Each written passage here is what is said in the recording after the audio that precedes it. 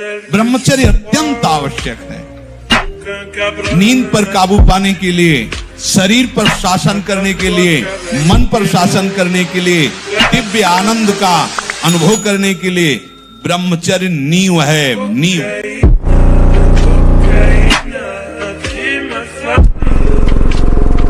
बेटा, जो बनना चाहते हो वही सोचो, जो सोचोगे वही बन जाओगे। यहाँ का कुछ ऐसा ही है, जैसी सोच रखोगे वैसे ही स्थिति आ जाएगी। जैसी स्थिति पाना वैसी सोच रखो। अगर साधु आसन में नहीं बैठता, साधु व्यायाम प्राणायाम नहीं करता, साधु अपने शरीर को थकाता नहीं है, तो ब्रह्मचर्य नहीं रह सकता। पक्का। आप 1 साल ब्रह्मचर्य रह कर देखिए, नमक रोटी खाइए आप, और आपसे अगर कोई हाथ मिला ले तो उनसे बात करना। 1 साल केवल आप ब्रह्मचर्य रहिए, व्यायाम संयम से रहिए, आपसे कोई हाथ मिला ले तो बताओ, चाहे टेढ़ा को आप उठा के पटक देंगे, क्योंकि ब्रह्मचर्य का बल।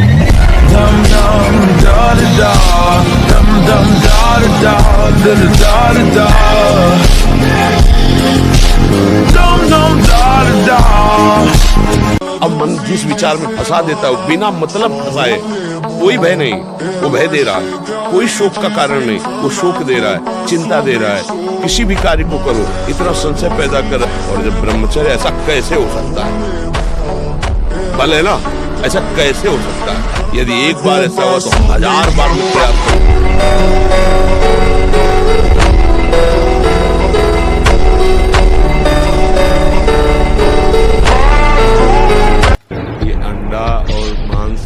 आदमी जिनको ये भ्रम है कि इसमें शारीरिक शक्ति बढ़ती है, शरीर बल ज्यादा काम नहीं करता है, तो ब्रह्मचर्य वीर की रक्षा करोगे, उससे बढ़कर कोई बल नहीं होता। ब्रह्मचर्य सबसे बड़ा महाबल होता है।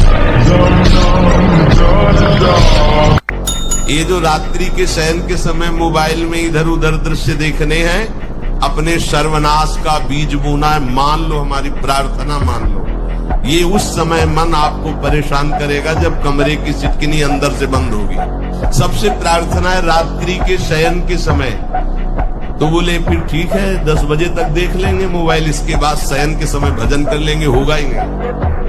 क्या तुम देखना चाहते? प्रिया प्रीतम के सिवा और कुछ क्या देखना चाहते? अब आजकल के 15-18 वर्ष के ऐसे बच्चे की अगर 4 सीढ़ी चढ़ के आए तो गांठों में ऐसे आदत। अब ऐसी अवस्था में तो 5 बार 8-9 खंड की अगर बिल्डिंग हो तो उतर चढ़ के जाए, फिर भी ऐसी दशा। 18-20 की अवस्था मतलब समझते हैं, बिजली जैसा पावर शरीर में, तो हर समय एक शरीर में दिव्य तेज, दिव्य कांति, दिव्य उत्साह, क्योंकि ब्रह्मचारी अवस्था होती है।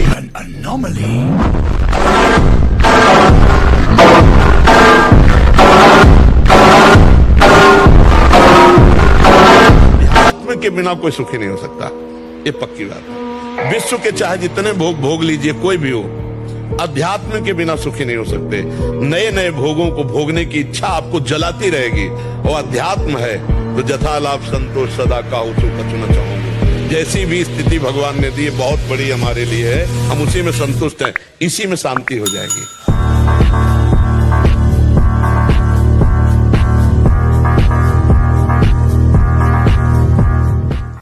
100 बार गिरेंगे फिर भी हम चढ़ाई करेंगे इस पर। इसका अभ्यास है हमको नष्ट करने का।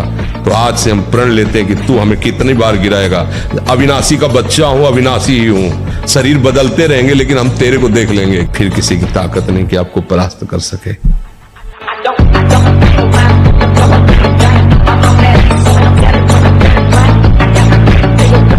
पूरे शरीर में जो गर्मी पैदा होती है, जो शक्ति पैदा होती है, उससे वीर ऊर्ध्वगामी होता है। और जिसका वीर ऊर्ध्वगामी हो गया वही अखंड ब्रह्मचारी का होता है, नैष्ठिक ब्रह्मचारी का। फिर ये स्वप्न दोष और सब नाना प्रकार की जो कुप्रवृत्तियां हैं, इनका प्रश्न ही नहीं उठता। और जब ब्रह्मचर्य, ऐसा कैसे हो सकता है? बल है ना, अध्यात्म बल, शारीरिक बल की बात नहीं कहते। ऐसा कैसे हो सकता है?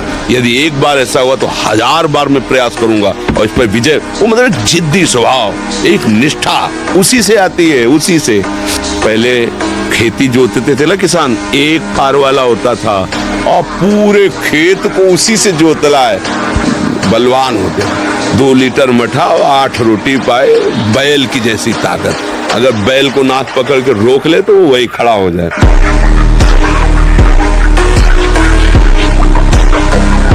संयम में रहो, ब्रह्मचर्य धारण करो। देखो ना, 10-10 हजार वर्ष तक ब्रह्मचर्य रहे और फिर पुत्र प्रकट किया तो गरुण जी, अरुण जी, ऐसे महान भगवत पार्षद प्रकट हुए। अगर आप ब्रह्मचर्य रहकर संतान उत्पन्न, कम से कम 1500 दंड बैठक मारे फिर 2-4-6 घंटे पद्मासन सिद्धासन में नस नाड़ी एकदम शुद्ध, तब वो ब्रह्मचर्य लगना चाहिए कि ब्रह्मचारी है। एक हमने देखा था, पहलवान आए थे, हर जगह विजय प्राप्त करते थे, तो वहां उन्होंने चैलेंज कर दिया कि कोई भी लड़ ले। तो गांव का एक किसान आदमी जो संयम से रहता था, दंड बैठक मारता, तो बोले नाम नहीं सुना, 5 मिनट में तुम्हें पटकेंगे। जैसा उसने कहा था, 5 मिनट में ऐसे ऊपर उठा के बोरा की तरह धम्म से रख दिया। बाद में उसने एकांत में बुलाया उसको और कहा ऐसा क्या? तो उसने कहा कि रोज मैं अपने व्यायाम को भगवान का भजन समझता हूँ और संयम से रहता हूँ। तुम्हारे शरीर को देख करके हम समझ गए थे कि तुम्हारा शरीर भोग प्रधान है। कि गरीब आदमी दंड बैठक मार के संयम से रह के पटक दिया उसको।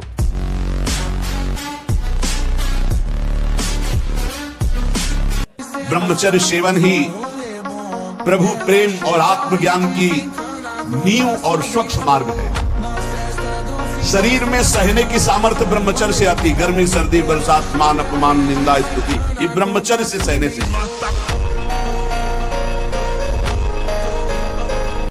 गुरुदेव भगवान, आपकी तरह अखंड ब्रह्मचर्य का पालन कैसे किया जाए? कृपया करके मुझे वो नियम बताएं। पहला, ब्रह्म मुहूर्त में जगना। ब्रह्म मुहूर्त में बिना कुल्ला किए वो जैसे तांबे के पात्र में 1 लीटर जल रख ले, रात भर रखा रहा, उसे पीजिए और इसके बाद थोड़ा टहलिए, वज्रासन में बैठ के फिर शौच जाइए, फिर स्नान कीजिए, जरूरी।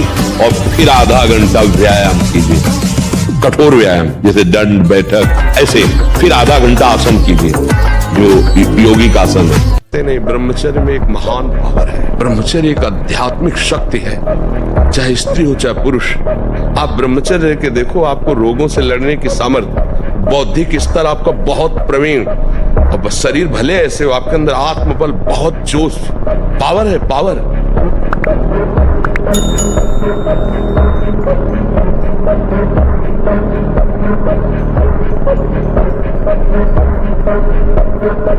क्या मुर्दे जैसा जीवन, जो इंद्री जैसा चाहे वैसा डाउन कर दे, जैसा चाहे वो हमें शोक दे दे, दुख दे।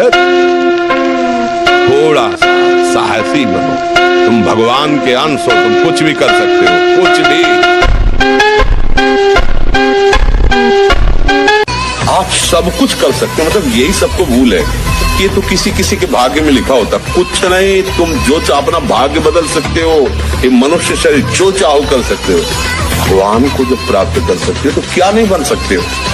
नाम जप करो, अच्छे आचरण करो, अच्छा भोजन करो, व्यायाम करो।